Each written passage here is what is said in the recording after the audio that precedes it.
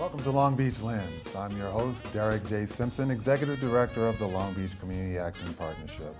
We have a very exciting and interesting show for you on this particular episode because we have two guests in our community that are making a profound impact. First, I'd love to introduce to you someone who's joining us for the very first time, Mr. Durrell Bacon. Welcome. Thank you. Great Happy to have be you. here. Yes. Now, not only are you new to Long Beach Lens, you're also new to the city of Long Beach to some degree. I am. So yes. for those who would love to know more about you and what you're doing here, let's start with that introduction. Sure. So I got here about 4 months ago, Okay. and I came to continue my operatic career. I've been an opera singer for over a decade. Wow. And when I got here, I happened to step into an education and community engagement position at Long Beach Opera. And so I'm running their education department, and I'm also happy to be project director for this very exciting initiative we have around race, equity, and justice called the Community Conversations Initiative. So the last 2 months have been, my time has been consumed by that very exciting initiative, and I'm happy that I have a chance to share some of that today. That's so important in today's society, especially with all this going on. And I know that for a year or so ago, there was a lot of dialogue, and still is to this day, about the differences between what is equality and what is equity. Exactly. And so what would be some of the themes that you focus on in that training as people want to know more about that? Yeah, well, my thing, and this even predates this initiative, is really creating space for conversation. Okay. You know, that difference between equity and equality. A lot of people hear equality, and that's the term historically that we've kind of gravitated toward. And only recently have we realized that, okay, you know, sometimes equality is not going to get us the results we need because people aren't starting at the same starting line, you know. And so with this initiative, we are creating those conversations. Each of the 5 major conversations will include a featured speaker, and then we'll have a panel that talk about topics such as the criminal justice system. I'm talking about dismantling racism in a community. We're talking about how do we go forward, the Black Lives Matter movement. All of these topics that sometimes can be provocative, we are trying to create a space using art as a catalyst to, you know, really converse with each other about how to get. That's powerful. It sounds like you're meeting people where they are and we're not trying in a traditional means. Exactly. Before we go more into that, though, I mean, you have literally an international experience that you bring forth in this. Can you give our viewers a little insight on some of your background and some of your travels with your work? Sure. Well, as I said, by profession, I'm an opera singer, but as a part of that, I am an activist, and I'm a self-proclaimed singing blacktivist, in fact. We're going to talk more about that in just a moment as well. Exactly. So I've traveled, as you said, internationally with some of my own research and performance presentations. In its first iteration, it was called Whence Comes Black Art. This is this thesis I wrote on the topic, and I was responding to George Schuyler, who said in 1926 that black art can exist because black people and white people in America have the exact same experiences. And I read that and I thought that it's ridiculous. And so my way to respond to it was I constructed this, what I call black motivation. I use educational, psychological, and sociological perspectives. And I said if I can construct distinctly black motivation, then any art coming out of that motivation is correctly termed as black art. And so this has been supplemented with music, with performance poetry by Amiri Baraka, with literature excerpts, and I've traveled with it to Italy, Germany, Ethiopia, and it's in conferences all throughout the United States, and it's been very well received. Well, what's been some of the responses that when people have experienced your presentation, what is some of the feedback that you've received? Well, it's various, of course, as with anything, but it's all positive, which is very encouraging to me. I think some of the most profound feedback I've gotten was actually when I was a Fulbright scholar in Italy, and I had a chance to present some of this material for Italian high schoolers, and here I am, like giving all of this poetry and in English. I'm not sure how much they're retaining or understanding. And at the end of my presentation, a student raised his hand, and in perfect English, he asked, "Can you explain the difference between racism in America and racism in Italy?" And I just thought that was such a beautiful question for me as someone who studies this, because from my presentation, he was able to gauge that what's happening in America is not the same xenophobia that's happening in so many other parts of the world. Here, it's rooted in something much darker, and we really have to get to the bottom of it in a unique way, and so that's my goal. When you think about all that you've experienced and the feedback that you're getting, is there a particular ultimate performance that comes to mind that you'd be like, wow, if I could do this performance for this particular audience, that would just be so cool? You know, I'm not sure about that. I mean, I think the more people I'm able to reach, that's when, you know, the larger the count, the more I'm excited about the work I'm doing. And so just continuing to do what I'm doing, I'm excited to do that. There's no one stage that I feel like I'm yearning to get toward, And the Long Beach Opera seems like a perfect fit for you right now Yes. and what you're able to do, correct? Exactly, yes. I mean, in addition to being project director for this initiative, I'm also honored to be the featured speaker for the first conversation happening February 9th at Michelle Obama Library. And in that conversation, I'm going to present some of my own performance presentation, but also host a panel of folks from Long Beach talking about how do we tackle racism using arts, using creative activism. How do we create a new way to tackle these age-old problems? And so I'm very excited about that. Right. Now, I know you're doing that at the library, but are there other venues that are already lined up? Or if someone's watching this particular show, is there a way that they can reach out to you to say, hey, we would like you at our school or at our church? Absolutely. Or whatever? Yeah? Absolutely. You can, LBO, longbeachopera.org is our website, lbopera.org/community conversations. You can see all of the dates. That first one is February 9th. We have one in March, April, May, and June, and they lead up to our performance of Central Park 5, which is a world premiere by an activist in his own right, Anthony Davis. And so we're very excited, and I'm having to be one of the featured performers in that opera. So, it's all just coming together in a very exciting way. That's cool. We here at Long Beach Community Action Partnership, and specifically in our LAMP program for teens, we focus on music, and I think when I gave you a tour, I showed you our studio, et cetera.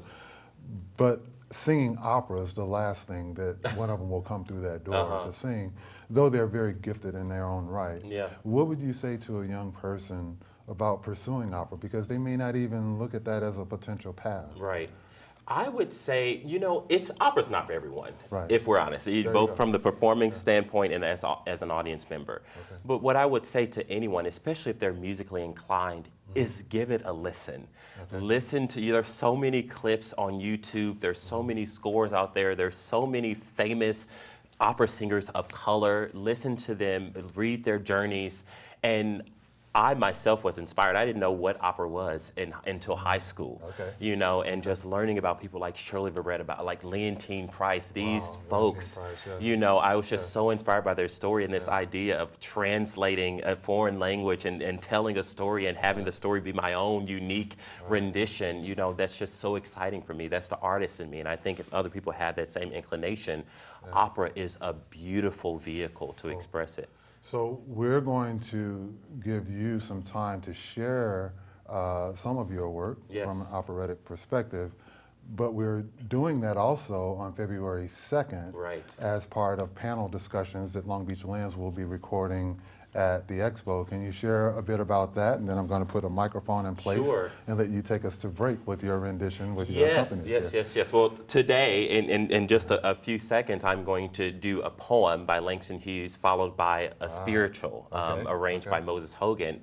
And then in February 2nd, the Black History Month event, I'm going to do a little more, and that it will include some performance poetry by Mary Baraka and a little bit about my own thesis that I was talking about, that Black motivation, and how we can really use the arts as a catalyst to create some creative activism. So I'm excited about that, and I hope people come out. Oh, they've got to come out. Yeah. I'm going to get out of the way and let you do your thing, thank you, and I'm going to put everything in place. Great. Here we go.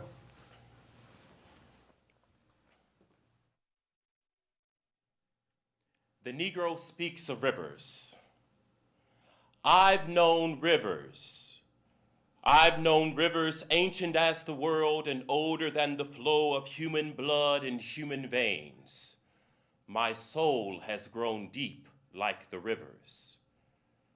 I bathed in the Euphrates when dawns were young. I built my hut near the Congo and it lulled me to sleep. I looked upon the Nile and raised the pyramids above it. I heard the singing of the Mississippi when Abe Lincoln went down to New Orleans. And I seen its muddy bosom turn all golden in the sunset. I've known rivers, ancient, dusky rivers. My soul has grown deep like the rivers.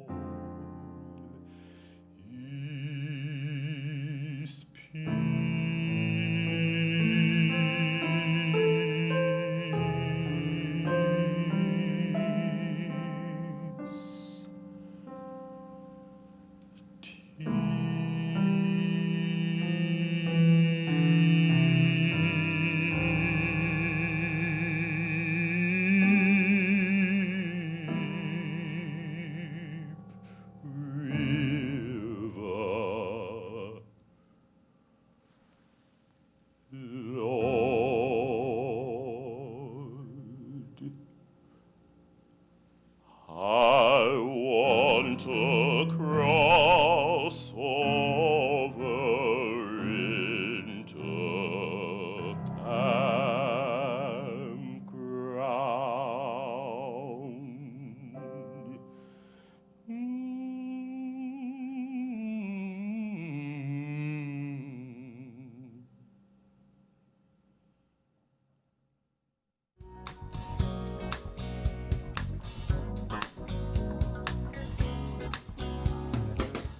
Welcome back to Long Beach Lens. I'm your host, Derek J. Simpson, Executive Director of the Long Beach Community Action Partnership. Wow, what a first segment on this episode. And shall I tell you that this next segment is something that's very near and dear to my heart, because I have the privilege and the honor of speaking with and sharing with you a very dear friend, and that's former Mayor Beverly O'Neill. How are you? I'm doing very well, thank you. Great, great. It's always a joy to have you on and to talk about what's going on in your life and give those who may not know as much as some of us know some insight as to why I think you're so special. Let's start about growing up in Long Beach, because you've kind of been through all the historical institutions such as Long Beach Poly, et cetera. Share that story. Well, I was born in Long Beach. Okay. Yeah, my parents came to Long Beach from South Dakota.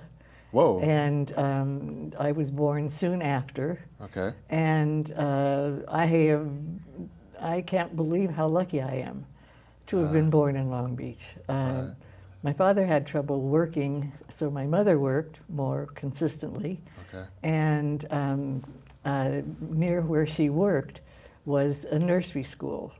And that comes to mind first because I spent 7 years at the Long Beach Day Nursery on Orizaba, I think it is. And at that time, you could stay when you became school, elementary school, and they would walk you there and then come and get you at the end of the day. Okay. So I don't think they do that anymore. But anyway, so I was there 7 years. And I went to all of the schools in Long Beach, elementary school, junior high, graduated from Poly, went to Long Beach City College. Okay. And Cal State just started, and then I went to Cal State. So Long Beach, I love it. Yeah.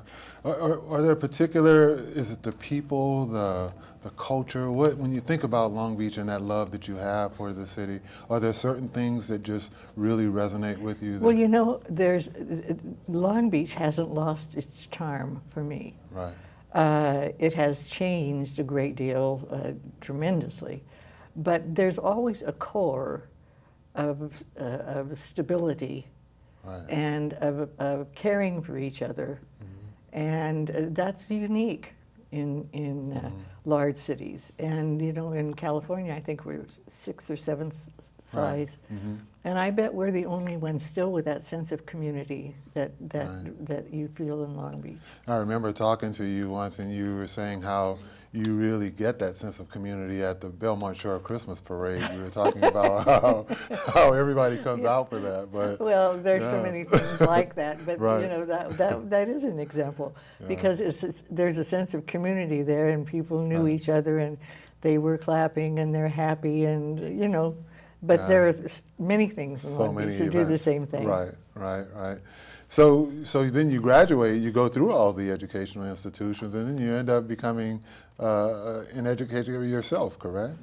Yeah, well, that's what I didn't think I could go to college, but we couldn't afford it. But again, my junior high school, Hamilton, gave me a $25 scholarship, which bought all my books. Really? So that really ages me to tell you that. Wow, you can't even buy a pencil for $25 now, probably. But anyway, and that helped me start City College, and then I had some jobs along the way, part-times, that kept me there.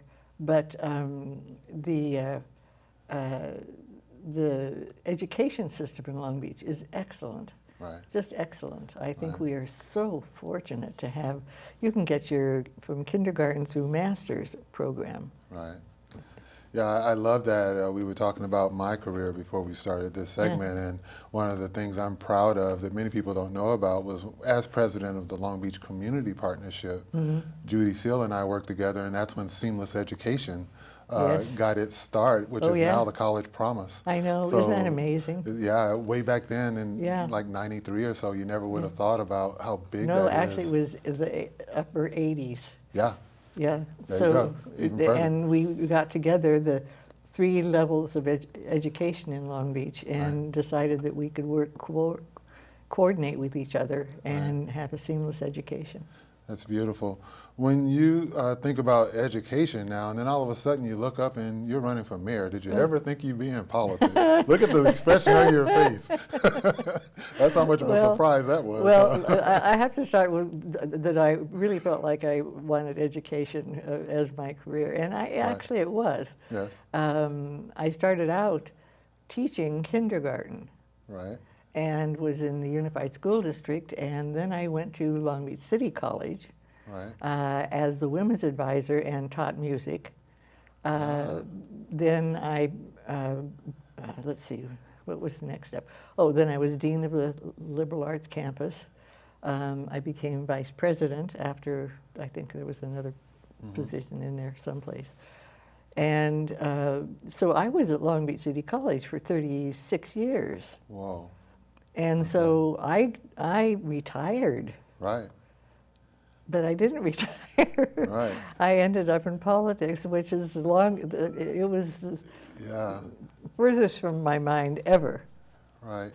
And you were just that person who could bring sides together and really bring people to the table to make this city even greater in that time. Well, you know, when and this was in like 1993 and earlier 1990s, the Navy left, and for 61 years, that was our image. We were a Navy town, and all of a sudden we didn't have the Navy anymore, and that was our sustenance. And what were we going to do? What was the direction for our city?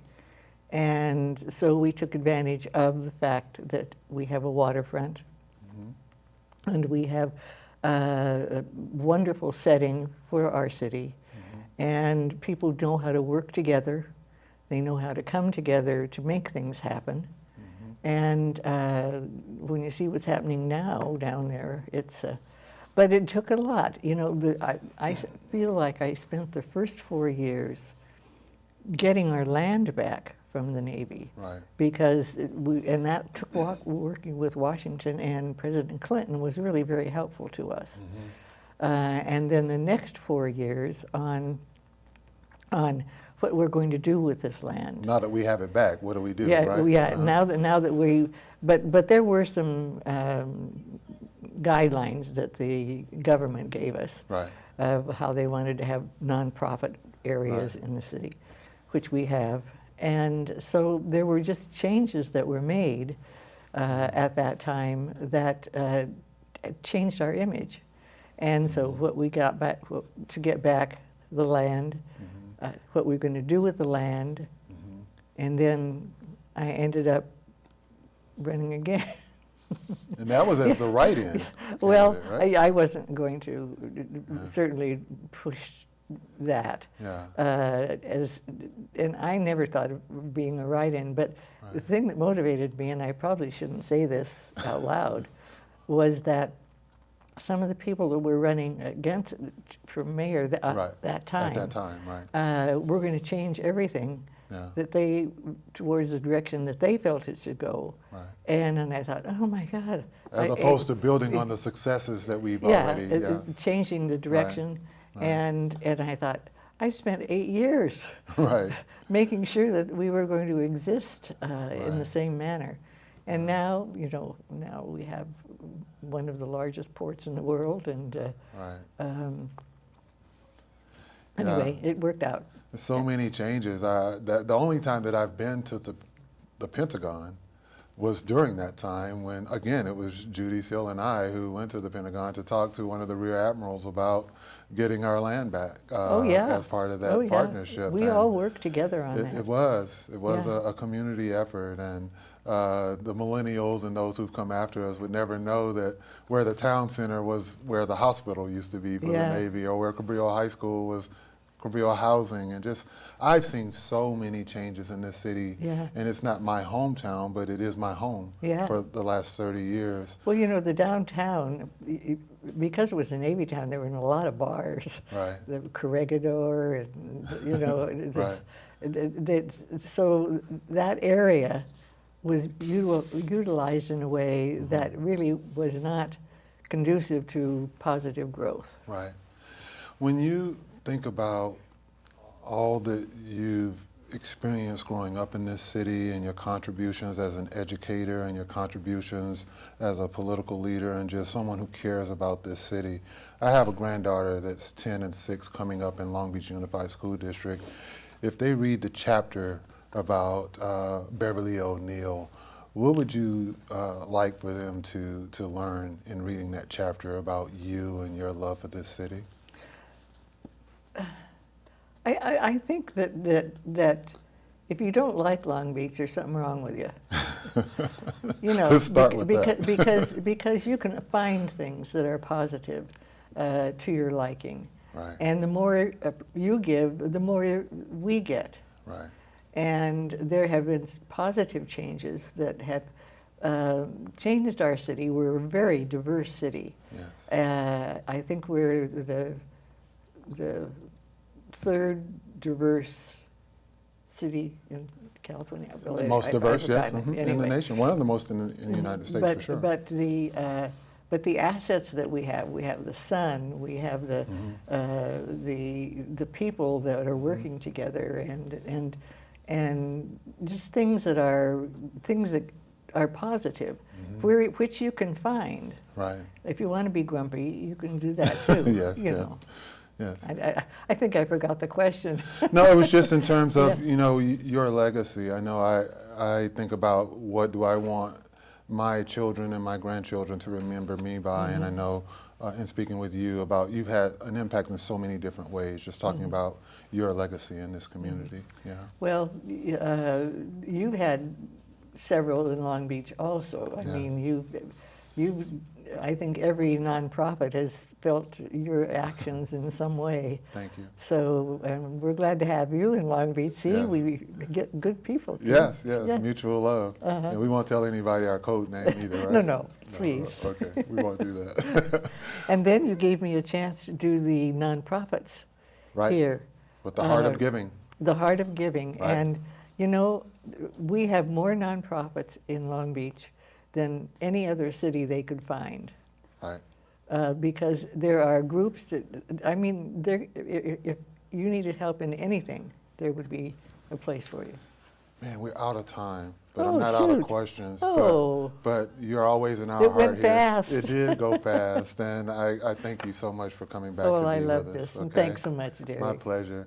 Be sure to continue to thank Beverly O'Neill as you see her around town. and thanks to Durrell Acon for being with us. Be sure to follow PadNet TV too on Facebook, Twitter, and Instagram for the latest updates. We also welcome your comments and thoughts regarding this show as we strive to make PadNet one of your favorite sources of training, and Long Beach Lens one of your favorite sources of news, information, and entertainment. Thank you again for watching Long Beach Lens, and be sure to tune in for our 100th episode that's coming soon.